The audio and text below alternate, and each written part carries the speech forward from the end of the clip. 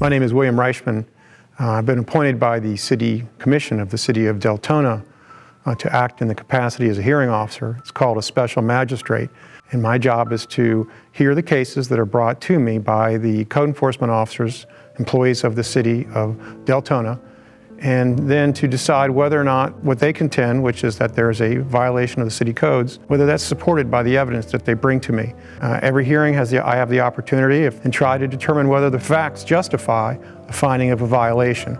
We're required to apply due process, which means that every party has the right to notice of the hearing. Every party has the right to cross-examine the opposing witnesses or experts. I think it's important to understand that for any quasi-judicial hearing officer or a special magistrate should not come into any hearing with a predisposition about what the result could or should be. In fact, I make it a point not to have any communications with anyone with the city, either staff or a code enforcement officer. Of course, I will not receive any input from the respondent or their witnesses before the hearing. I think one of the most important things that I can do is be able to tell honestly and sincerely the folks that I'm making up my mind based upon what I hear today. I really like to hear both sides fully before I try to reach a conclusion, and a lot of times I'll ask questions of both sides as well to help me get there. I think the most important thing that a legal background is that you're able to understand nuances in the code. It trains you to listen very carefully, and it trains you to listen for the facts that are relevant and some that are irrelevant.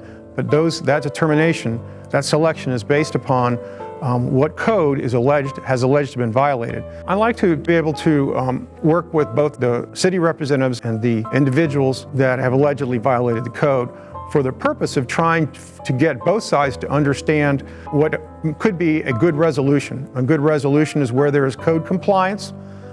A good resolution involves the property understanding what specifically they're doing that is a code violation, and coming to a result which will allow that individual, if there's a code violation, a fair opportunity to bring the property into compliance.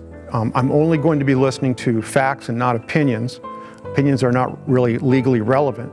If they have photographs or videos which support their contention of why their property or their behavior does not violate a Deltona code, what's important is the language in the code and to address the elements of the alleged violation. And I would encourage those folks that have received some sort of notice of violation or a warning notice that the best thing that they can do is to immediately contact the code enforcement officer and try to fully understand what it is that is being alleged that they're violating, and to communicate with that code enforcement officer, because a lot of times that will end the process right there.